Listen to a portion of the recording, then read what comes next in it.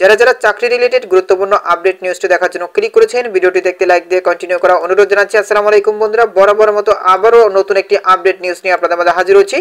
প্রিয় বন্ধুরা, মহার্ঘ ভাতার নতুন মোড়। এবার মহার্ঘ ভাতার দাবিতে বাংলাদেশ সচিবালয় কর্মকর্তা কর্মচারীদের বিক্ষোভ সমাবেশ। মূলত তারা কি বলতেছে, পরবর্তীতে তারা কি কঠোর কর্মসূচি নিয়ে আসতেছে, আজকের এই ভিডিওটির মাধ্যমে জানতে পারবেন। সো অবশ্যই ভিডিওটি প্রথম থেকে শেষ অবধি দেখার চেষ্টা করবেন।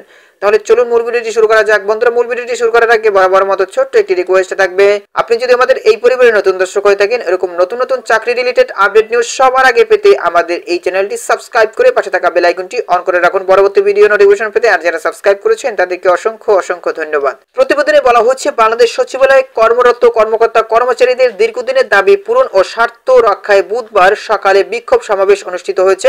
বাংলাদেশ সচিবালয় কর্মকর্তা কর্মচারী সংযুক্ত পরিষদের ব্যানারে আয়োজিত এই সমাবেশে সচিবালয় ভবন 4 এর সামনে উপস্থিত হন শতাধিক কর্মকর্তা কর্মচারী।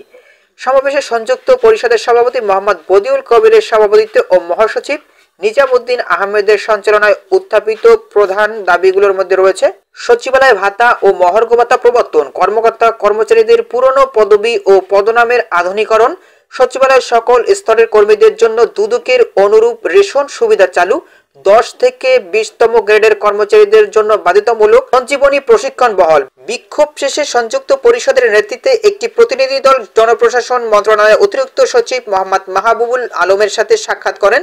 এ সময় অতিরিক্ত সচিব তাদের দাবিগুলো ন্যায়সঙ্গত বলে মন্তব্য করে বলেন, সঞ্জীবনী প্রশিক্ষণ কোর্স বাতিল করা হবে না, তবে অন্যান্য যৌক্তিক দাবি দ্রুত বাস্তবায়নের জন্য প্রয়োজনীয় পদক্ষেপ নেওয়া হবে। এ বিষয়ে পরিষদের সভাপতি মোহাম্মদ বদিউল কবির বলেন, দাবি পূরণ না হলে আগামী দিনে আরো কঠোর কর্মসূচি ঘোষণা করা হতে পারে। তো প্রিয় বন্ধুরা, এই ছিল মূলত আজকের আপডেট নিউজ। এই বিষয়ে যদি আপনাদের কোনো ব্যক্তিগত মতামত থেকে থাকে তাহলে অবশ্যই কমেন্ট করে জানাবেন। পরবর্তীতে নতুন কোনো ভিডিও নিয়ে আপনাদের মাঝে হাজির হবো। সবাই ভালো থাকবেন, সুস্থ থাকবেন, আল্লাহ হাফেজ।